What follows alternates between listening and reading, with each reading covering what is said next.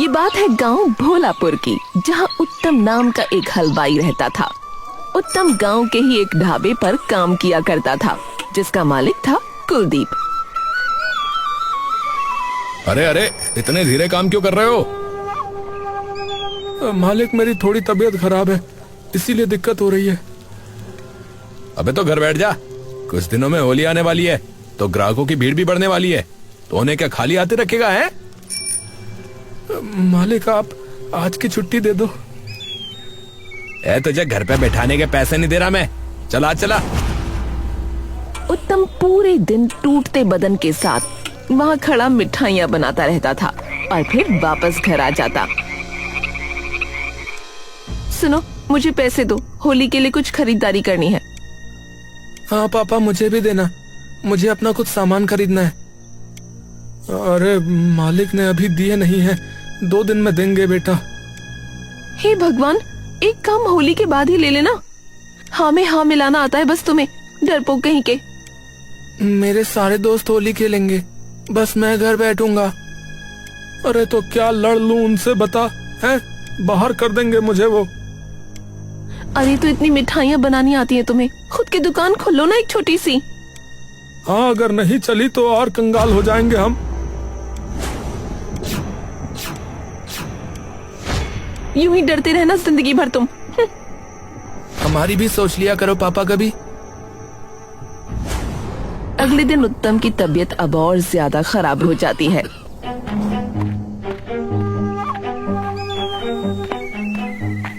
अरे लगानी भी है गुजिया, थोड़ा जल्दी हाथ चला ले। जी जी।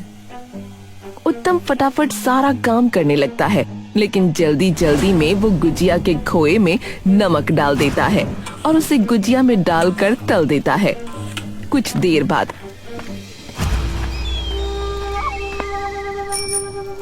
अरे क्या समझ रखा है हमें भाई? अरे क्या हो गया भाई साहब? अरे इतना सारा नमक क्यों डाला हुआ है गुजिया में आपने? अरे क्या कह रहे हो भाई साहब?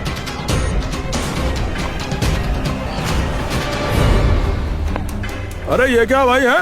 ये गुजिया कब से नमकीन होने लगे भैया? अरे भैया पैसे वापस दो हमारे, हमें नहीं पता। कुलदीप उन गुजियाओं को चख कर देखता है और उसका दिमाग गुस्से से भर जाता है। हाँ भैया, पैसे वापस करो। कुलदीप एक एक करके सबके पैसे वापस करता है। अरे तुमने गुजिया में शक्कर की जगह नमक डाला है, अब बर्दाश्त नहीं होते तुम मुझसे। अरे पर हुआ क्या मालिक? तूने गुजिया में शक्कर की जगह नमक डाला है। हे भगवान, ये क्या हो गया? अब बहुत हो गया, अब बर्दाश्त नहीं होता मुझसे। तो निकल यहाँ से, वरना तो तू मेरी दुकान ही बंद करवा देगा। चल निकल यहाँ से। कुलदीप उत्तम को दुकान से निकाल देता है। अब क्या करूंगा? चेतना तो मुझे छोड़ के बच्चों के साथ अपने मायके चली जाएगी। उत्तम मुंह लटकाए वापस अपने घर जा रहा होता है कि तभी बीच रास्ते में उसे अपना दोस्त लोकेश मिल जाता है। अरे उत्तम भाई, क्या हाल है? अरे बस क्या बताऊं यार। है? अरे बता तो पहले, क्या हुआ? उत्तम लोकेश को सारी बात बताता है। अरे उत्तम भाई, पैसे का जुगाड़ बताऊं? अरे कैसा जुगाड़? अरे बता दूंगा यार, लेकिन ये बात जो है ना, वो हम दोनों के बीच में ही रहनी चाहिए भाई है। अरे यार, मैं क्यों किसी को बताऊंगा भला? है तो आ फिर मेरे साथ आ। लोकेश तभी उत्तम को एक सुनसान सी जगह ले जाता है, जहाँ एक पुरानी फैक्ट्री होती है। अरे भाई, ये कहाँ ले आया तू भाई? लोकेश उत्तम को उस फैक्ट्री के अंदर ले जाता है, जहाँ कई सारे लोग खड़े होते हैं। अरे ये किसे लेके आ गया रे? दोस्त है भाई मेरा। तो क्यों लाए हो? काम ढूंढ रहा है भाई, तो ये मदद कर सकता है आपके धंधे में। ठीक है, इसे अंदर दिखा जाके माल। लोकेश तभी उत्तम को अपने साथ उस फैक्ट्री के एक कमरे में ले जाता है। उत्तम उस कमरे को देखकर डर से कांप जाता है। अरे भाई ये कहाँ ले आए तुम? अरे डर क्यों रहा है? और बस इस गुप्त सामान का काम है जो करना है। अरे मैं कैसे बेचूंगा भाई? अरे कैसी बात कर रहे हो भाई? अरे हमेशा के लिए करने को कौन कह रहा है? अरे जब अपनी दुकान के लिए पैसे हो जाए तो छोड़ दियो। उत्तम कुछ नहीं बोलता। अरे भाई तू मेरा दोस्त नहीं भाई है भाई। हाँ, अरे सिर्फ 1 महीने में तू इससे इतने पैसे कमा लेगा कि तूने सोची भी नहीं होगी। हाँ। लोकेश और उत्तम दोनों बाहर चले जाते हैं। अरे देख लिया क्या? जी जी।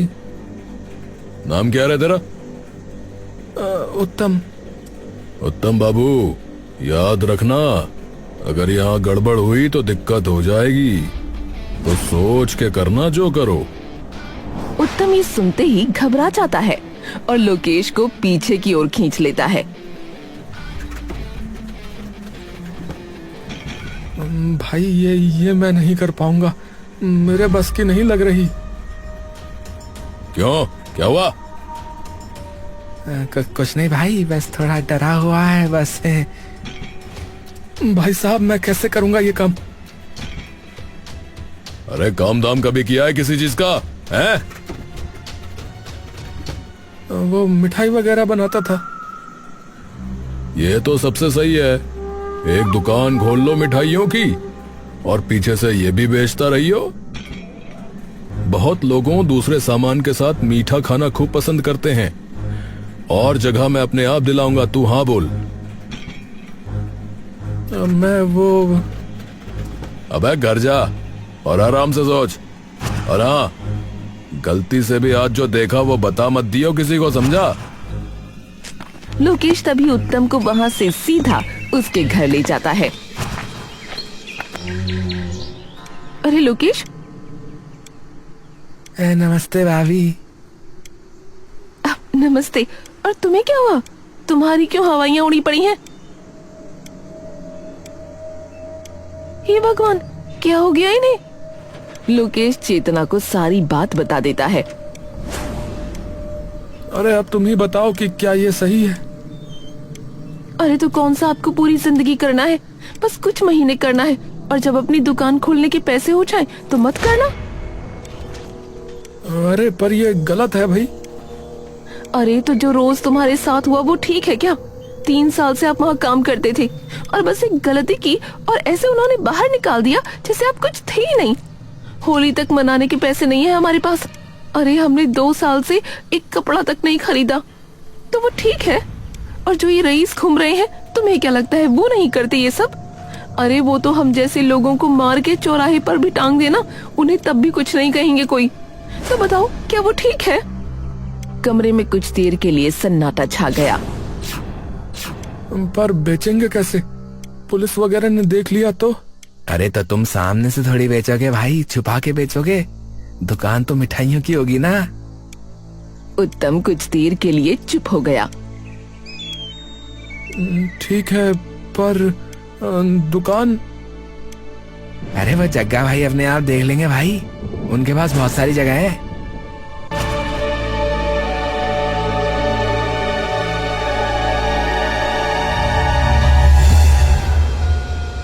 ए भाई, हो गया इंतजाम तुम्हारी दुकान का भाई।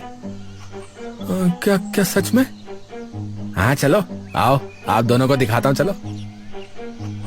ये तो सही है।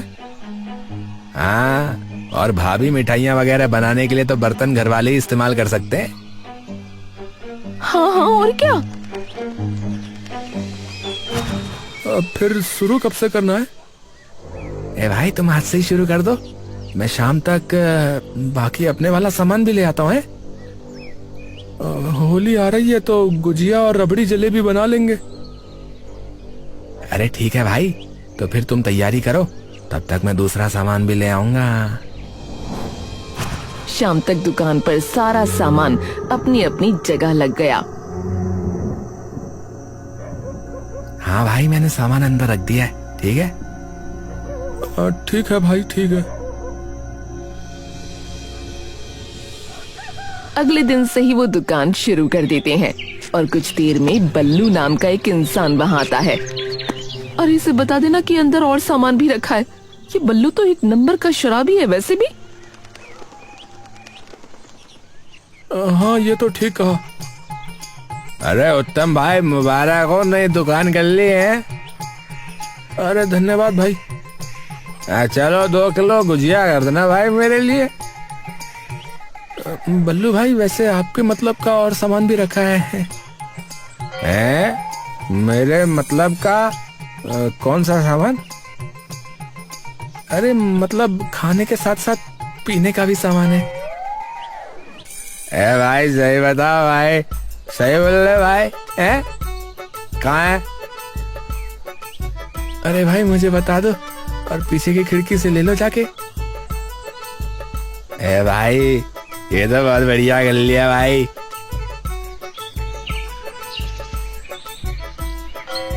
अरे जाओ ले लो, मैं ले आता हूँ पीछे।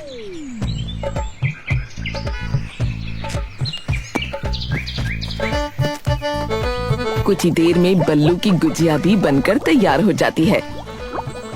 अरे ये लो भाई। भाई मौज कर दी आज तो आपने। अरे कोई दिक्कत नहीं है भाई, अगर और किसी को जरूरत हो तो उन्हें भी बता देना है।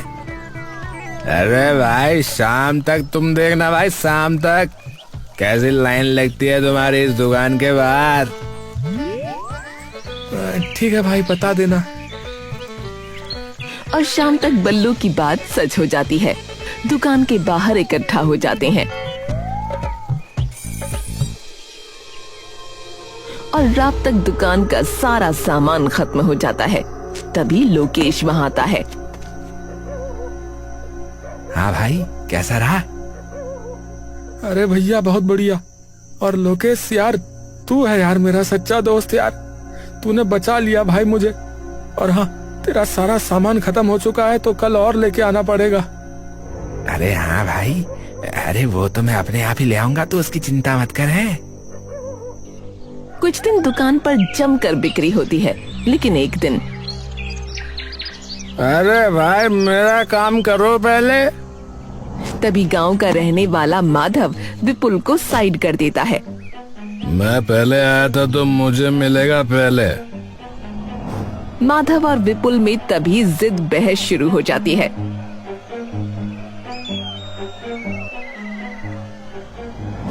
अरे हे भगवान, इनका झगड़ा बढ़ गया तो पुलिस ना आ जाए कहीं इधर। उत्तम तभी दौड़कर वहां जाता है। अरे भैया रुको रुको, अरे शांत खड़े रहो।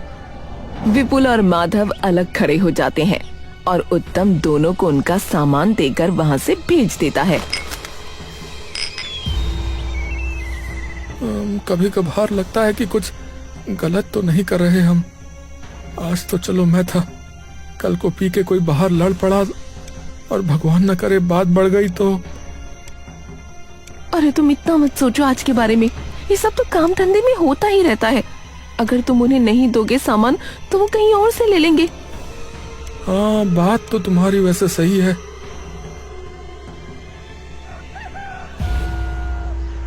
अरे भाई सुनो।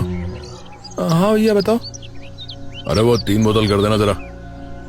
उत्तम कुछ देर के लिए महेंद्र की ओर देखता रहता है।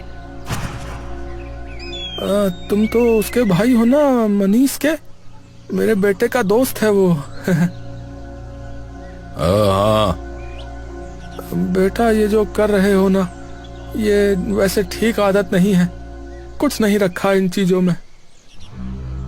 अरे वो मेरे लिए नहीं है, वो मेरे घर पे मेहमान आए ना तो उन्होंने मंगवाई है।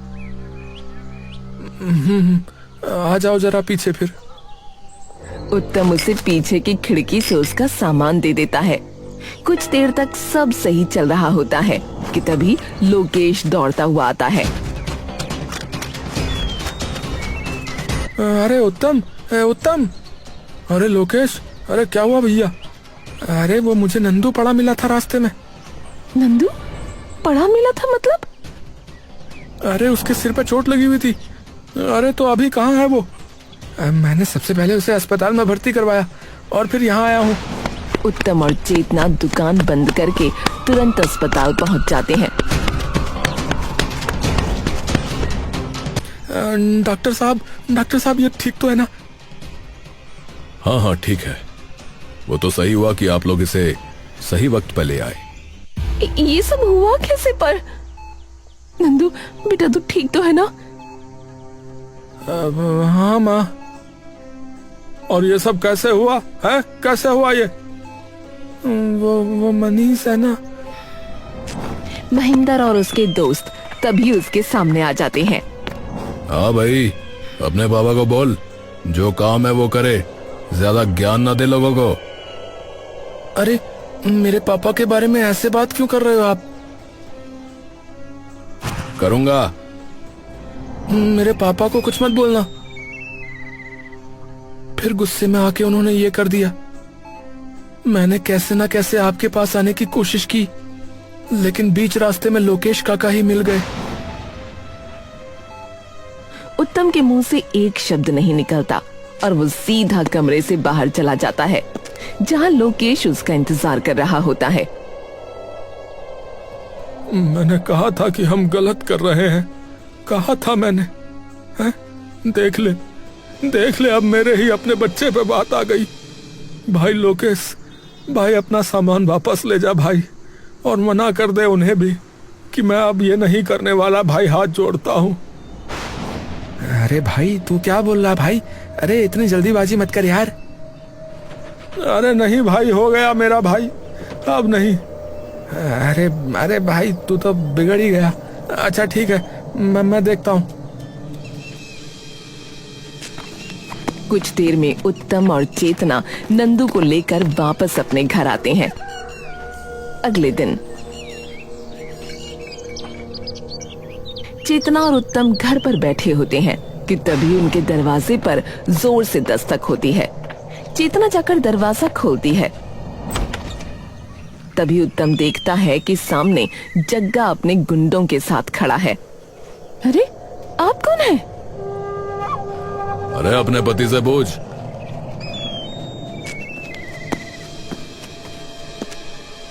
जग्गा भाई आप यहाँ? अबे मना क्यों कर रहा है काम करने के लिए? भाई मुझसे नहीं होगा ये, अब इससे लोगों की जिंदगी बर्बाद होती है।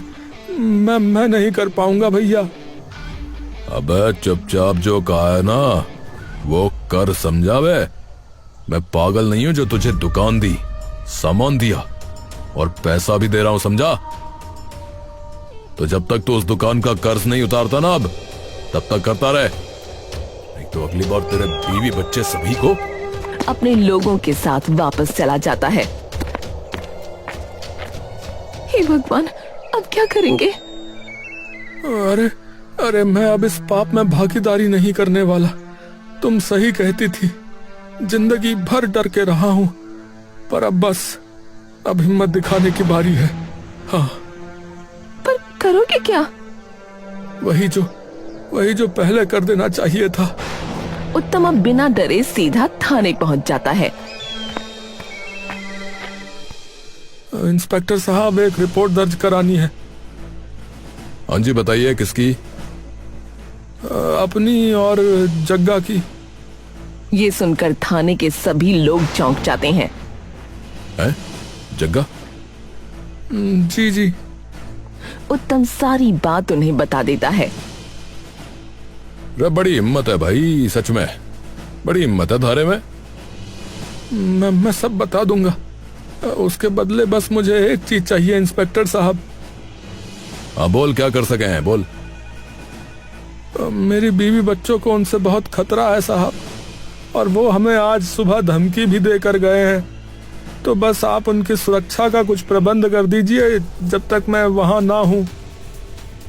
अरे चिंता मत करियो, तुमने आके खुद से कबूला है तो ज्यादा लंबी सजा नहीं होगी तुम्हें, 1-2 साल की होगी। तब तक के लिए मैं अपने कुछ हवलदारों को तुम्हारे घर के बाहर खड़ा कर दूंगा, ठीक हो लिया? जी साहब, बहुत बहुत धन्यवाद।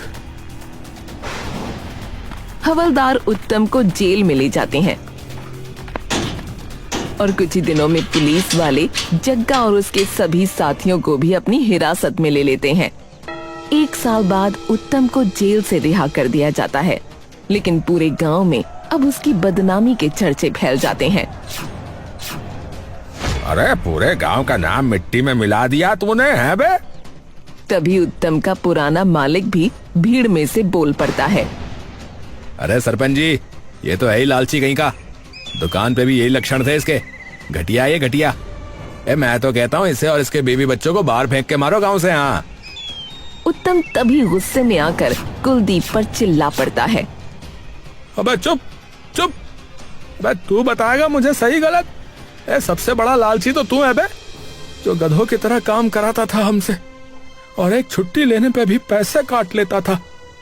हाँ, किया है, गलत किया है, माना किया है गलत, और उसी गलती की सजा भोग के भी तो आ रहा हूँ। है खुद चल के गया था गलती मानने, छाती ठोक के कहता हूँ। हाँ, और सरपंच, तू क्या कह रहा है रे? है? अरे अरे कहाँ है? मंगलू है क्या इधर कहीं भीड़ में? हाँ हाँ भाई, यहीं हूँ। अरे जरा बताइयो, तेरी जमीन के साथ क्या किया हुआ है, बताइयो। जमींदार ने कब्जा कर लिया भैया। हाँ, और जब ये तेरे पास आया तब सरपंच तूने क्या किया बोल? अरे लात मार के बाहर कर दिया, लात मार के, क्योंकि तेरे मुंह में भी पैसे ठूस दिए होंगे उसने। हाँ, तुम अमीर, हम गरीबों से जो चाहे जब चाहे छीन लो, लेकिन हम चुप रहे क्योंकि इस लालची कुलदीप ने एक गलती पे बाहर निकाल दिया मुझे। हमें तो ये सोचना पड़ता है कि आज अपने बीवी बच्चों के खाने का इंतजाम कैसे करेंगे। होली में आपके घर तो पकवान बने, लेकिन हमारे घर चूल्हा भी ना जले। ये कैसे ठीक हुआ भला है? अरे ये कैसा त्योहार हुआ जहां आपके घर पे रंग उछले, लेकिन हमारे घर की दीवारें तक बेरंग हो। पर अब बस बहुत हुआ भैया, बहुत हुआ। अब गुलाल का तिलक हमारे माथे पर भी लगेगा और दिया हमारे घर पर भी जलेगा, बता रहा हूँ। ये सुनते ही गांव के सभी गरीबों के मन के भाव उमड़ पड़ते हैं और सब अमीर चुप हो जाते हैं। अरे उत्तम भैया जिंदाबाद, जिंदाबाद जिंदाबाद। अरे हमारे भैया कैसे हो? अरे उत्तम भैया जैसे हो। उत्तम भाई जिंदाबाद जिंदाबाद जिंदाबाद। और देखते ही देखते चारों ओर उत्तम के नाम के नारे गूंज उठते हैं और उत्तम मुस्कुराकर चेतना की ओर देखने लगता है। अरे पर फिर भी भाइयों मैं ये कहता हूँ कि कभी इन अमीरों जितना मत गिरना। सच्चाई का रास्ता मुश्किल है, पर बदलाव का तरीका उसी रास्ते पे मिलेगा। और हाँ, बुरा करोगे तो बाद में भोगना भी पड़ेगा भैया। तो बस ईमानदारी से चलते जाओ भैया, बाकी राम जी सबका भला करें।